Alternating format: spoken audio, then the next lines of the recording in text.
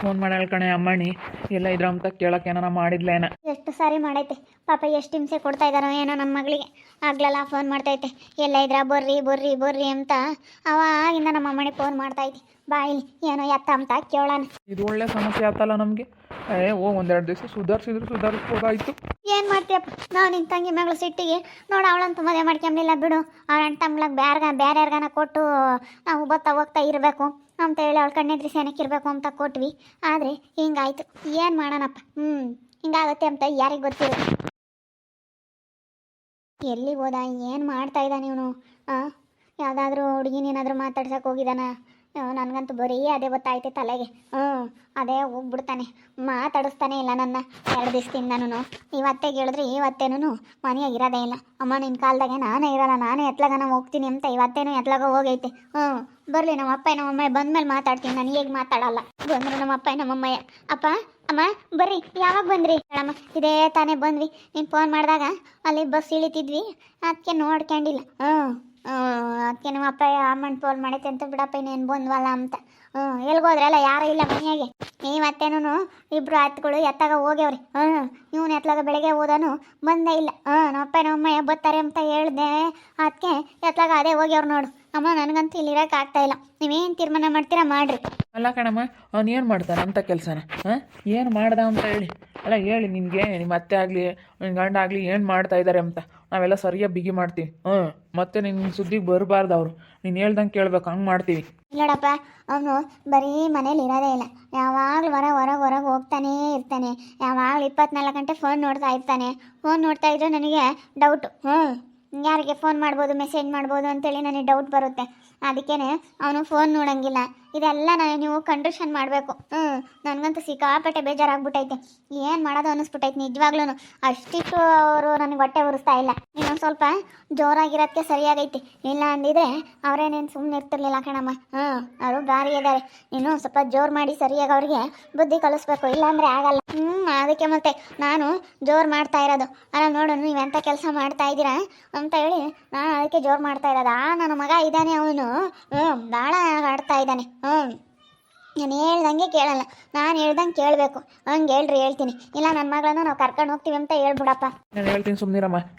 ನನ್ನ ಮಗಳನ್ನ ನಾವು ಕರ್ಕೊಂಡು ಹೋಗ್ತೀವಿ, ಇಲ್ಲ ನೀವು ಅಚ್ಚುಕಟ್ಟಾಗಿ ನೋಡ್ಕೊಂಬಂಗಿದ್ರೆ ನೋಡ್ಕೇಳ್ರಿ, ಇಲ್ಲ ನಮ್ಗೇನು ಕರ್ಕೊಂಡೋಗಿ ನನ್ನ ಮಗಳು ನೋಡ್ಕೊಂಬೋದೇನು ನನಗೇನು ದೊಡ್ಡದಲ್ಲ ಅಂತೇಳಿ ಹೇಳ್ತೀನಿ ಸುಮ್ಮನಿರು. ಆಸೆಲೆ ಸೇವಂತಿ ಎದುರಿಗೆ ಎಷ್ಟು ಸದ್ರ ಆಗ್ತೀವಿ ಹೇಳು.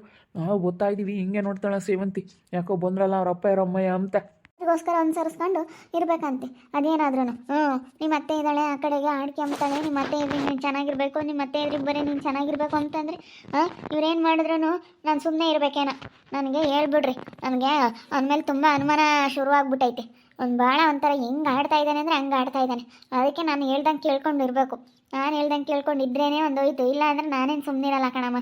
ನಾನು ಇದ್ದಿದ್ದಂಗೆ ಹೇಳ್ತಾ ಇದ್ದೀನಿ. ನಿಮ್ಮ ಅತ್ತೆ ನೋಡು ಆ ಕಡೆಗೆ, ನಿಮ್ಮ ಅತ್ತೆ ನೋಡು ಅಂತ ಬರೀ ಅದನ್ನೇ ಹೇಳ್ತಾನೆ ಇರ್ತಾರೆ. ಅತ್ತೆಗೋಸ್ಕರ ನಾನು ಅನುಸರಿಸ್ಕೊಂಡಿರ್ಬೇಕಾ? ಇರೋಕ್ಕಾಗಲ್ಲ.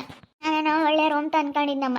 ಏನೋ ಬಿಡತ್ತ ಒಳ್ಳೆಯರು ಕೊಟ್ರತ್ತ ಚೆನ್ನಾಗಿರ್ತಾರೆ, ಆ ಸೇವಂತಿ ಮುಂದೆ ನಾವು ಬರ್ತಾ ಹೋಗ್ತಾ ಇರ್ಬೋದು.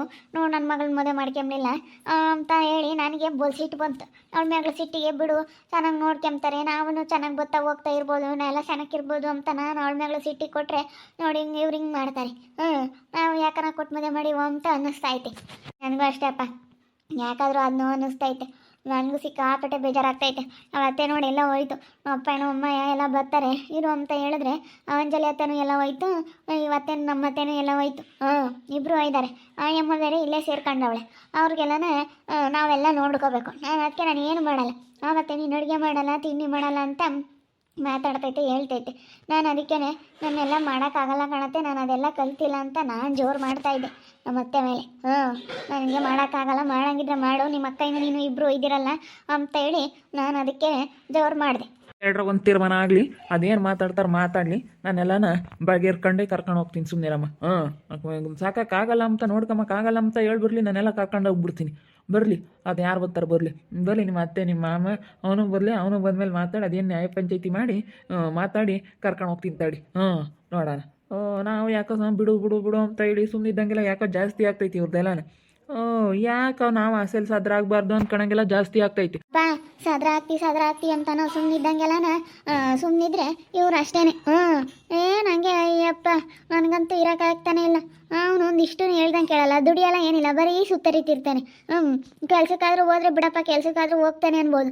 ಬರೀ ಅಲ್ಲೂ ಇಲ್ಲೂ ಕುತ್ಕೊಂಬೋದು, ಅಲ್ಲೂ ಇಲ್ಲೂ ಟೈಮ್ ಪಾಸ್ ಮಾಡೋದು, ಹುಡುಗರ ಜೊತೆ ಎಲ್ಲನ ಬರೀ ಸುತ್ತಾಡೋದು ಬರೀ ಇದೆ ಅಂತಂದರೆ ಯಾರು ಸಹಿಸ್ಕೊಂತಾರೆ ಹೇಳು? ಯಾರು ಸಹಿಸ್ಕೊಂಬಲ್ಲ ಕಣಪ್ಪ.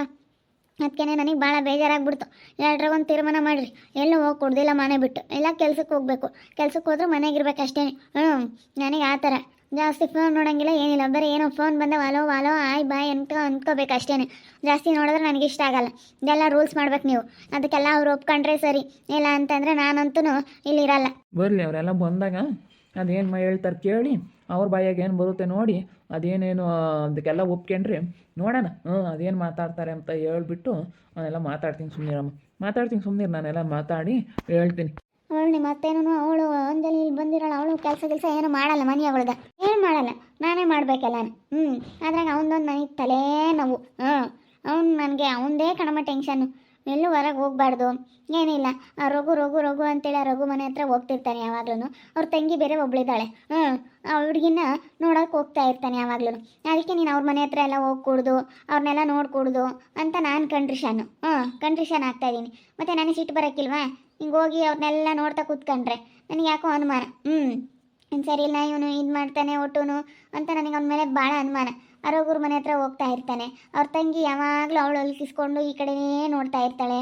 ಅದಕ್ಕೆ ನನಗೆ ನೀನೆಲ್ಲೂ ಹೋಗ್ಬೇಡ ಅಂತ ನಾನು ಹೇಳ್ತಾ ಇದ್ದೀನಿ. ನನ್ನ ಗಂಡನ ನಾನು ಜೋಪಾನ ಮಾಡ್ಕೊತೀನಿ ಅಂತೇಳಿ ಮತ್ತೆ ಹೇಳಿದ್ರೆ ನಮ್ಮ ಮತ್ತೆ ಯಾವಾಗಲೂ ಬರೀ ನಿಂದಿದೆ ಆಯ್ತಲ್ಲೇ, ಬರೀ ನೀನು ಹಿಂಗೆ ಅನುಮಾನ ಪಡ್ತೀಯ ಅಂದಮೇಲೆ ಹಂಗೆ ಹಿಂಗೆ ಅಂತ ಬೈತಾ ಇರುತ್ತೆ. ಏನು ಮಾಡೋಣ? ನನಗಂತೂ ಸಿಕ್ಕಾಪಟ್ಟೆ ಬೇಜಾರಾಗ್ಬಿಟ್ಟೈತೆ ಕಣಪ್ಪ. ಎರಡರ ಒಂದು ತೀರ್ಮಾನ ಮಾಡಿಬಿಡ್ರಿ ನನಗೆ ಅಷ್ಟೇ.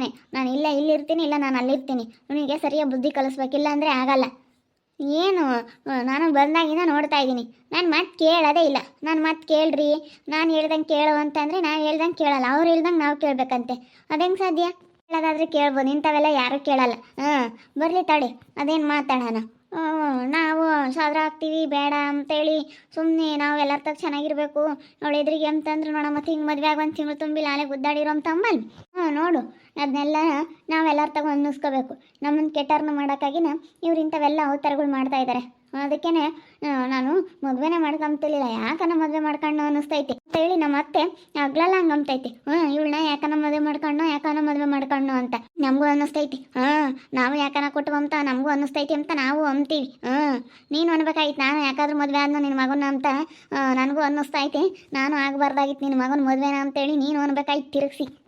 ಮಾಮ ಯಾತ ಮಾತಾಡಲ್ಲ, ಅವನೇನು ಯಾತ ಮಾತಾಡಲ್ಲ ಹೇಳು. ಕಣಪ್ಪ, ಮಾಮ ಯಾತು ಮಾತಾಡಲ್ಲ. ನಾವು ಎಷ್ಟನ ಜಗಳ ಮಾಡಿ ನಾವೇನೇ ಪರದಾಡ್ತೀವಿ, ನಾವೇನೇ ಮಾತಾಡಿದ್ರು ಮಾಮ ಯಾತು ಮಾತಾಡಲ್ಲ. ಯಾಕನ ಇವತ್ತಿಗೇನೆ ಬೈತಿರುತ್ತೆ. ನಾನು ಹೇಳ್ದೆ ಕೇಳಲಿಲ್ಲ ಹಂಗೆ ಹಿಂಗೆ ಅಂತ ಯಾತನ ಬೈತಾ ಇರುತ್ತೆ. ಮಾಮ ಮಾತ್ರ ನನಗೇನೆ ಯಾತು ಅಂದಿಲ್ಲ, ಯಾತು ಬೈದಿಲ್ಲ. ತಾಯಿ ಮಗ ಈಗ ಈ ಅಮ್ಮ ಅಂಜಲಿ ಇವ್ರು ಮೂವರು ಇದ್ದಾರಲ್ಲ, ಭಾರಿ ಇದ್ದಾರೆ. ಮಗನ ಮಾತ್ರ ಬಿಟ್ಕೊಡಲ್ಲ. ಹೋಗ್ಬೇಡ ಕಣಪ್ಪ ಮನೆಯಾಗೆ ಇರಪ್ಪ ಅಂತೇಳಿ ಮಗನಿಗೆ ಮಾತ್ರ ಬುದ್ಧಿ ಹೇಳಲ್ಲ. ಮಗನಿಗೆ ಮಾತ್ರ ಬುದ್ಧಿ ಕಲಿಸಲ್ಲ. ಇಂಥ ಸಂಪತ್ತಿಗೆ ಇನ್ನೇನು ಮಕ್ಳಿಗೆ ಒಳ್ಳೆ ಬುದ್ಧಿ ಕಲಿಸ್ಬೇಕು. ಇಂಥ ಬುದ್ಧಿ ಎಲ್ಲ ಕಲಿಸೋದು ಬರೀ ಅಲ್ಲೂ ಇಲ್ಲಿ ಓಡಾಡ್ಕೊಂಡು ನಾನು ಅದಕ್ಕೇನೆ ಮತ್ತೆ ನೀನು ಫಸ್ಟು ನಿನ್ನ ಮಗನಿಗೆ ಹೇಳು, ನನಗೆ ಹೇಳಕ್ಕೆ ಬರಬೇಡ ಅಂತ ನಾನು ಬೆಳಗ್ಗೆಯಿಂದನೂ ಜಗಳ ಆಡಿದ್ದೀನಿ. ನನಗೆ ಹೇಳಕ್ಕೆ ಬರಬೇಡ ಕಣತ್ತೆ, ಫಸ್ಟ್ ನಿನ್ನ ಮಗುಗೆ ಹೇಳಿ, ನಿನ್ನ ಮಗುಗೆ ಒಳ್ಳೆ ಬುದ್ಧಿ ಕಲಿಸು ಅಂತ ಹೇಳಿದ್ದೀನಿ. ಸುಮ್ಮನೆ ನಾನೆಲ್ಲ ಮಾತಾಡ್ತೀನಿ. ನಿನ್ನ ಮಗುಗೆ ಫಸ್ಟ್ ಒಳ್ಳೆ ಬುದ್ಧಿ ಕಲಿಸೇ ಸುನಂದ ಅಂತ ಹೇಳ್ತೀನಿ. ನಾವೇನೋ ಬಿಡತ್ತೆ ಅಂತ ನೋಡ್ಕೊಟ್ಟು ಮಾಡಿದ್ವಿ. ಸುಮ್ಮನೆ ಒಳಗೆ ಕೂತ್ಕೊಂಡು ಮಾತಾಡೋಣ ಬರಲಿ. ಇವಾಗ ಸೇವಂತಿ ಆಡ್ಕೊಂತಾಳೆ, ಅವಳು ಭಾಳ ಕಾತ್ಕೊಂಡಿದ್ಲು. ಒಂದಿಟ್ಟು ಸಿಕ್ಕಿದ್ರೆ ಸಾಕು ಅಂತ ನಾವು ಕೊಟ್ಟು ಮದುವೆ ಮಾಡಿರೋದಕ್ಕೂ ಅದಕ್ಕೂ ಅವಳಿಗೊಂಥರ ಹೊಟ್ಟೆವ್ರಿ. ಅವಳು ಏನು ಮಾಡಿದ್ಲು ಏನೋ ಹಂಗೆ ಆಗ್ತೈತೆ ನನಗೆ. ಅಪ್ಪನೊಮ್ಮೆ ಬಂದವರೆಲ್ಲ ವಿಷಯ ಹೇಳ್ತಾ ಇದ್ದೀನಿ.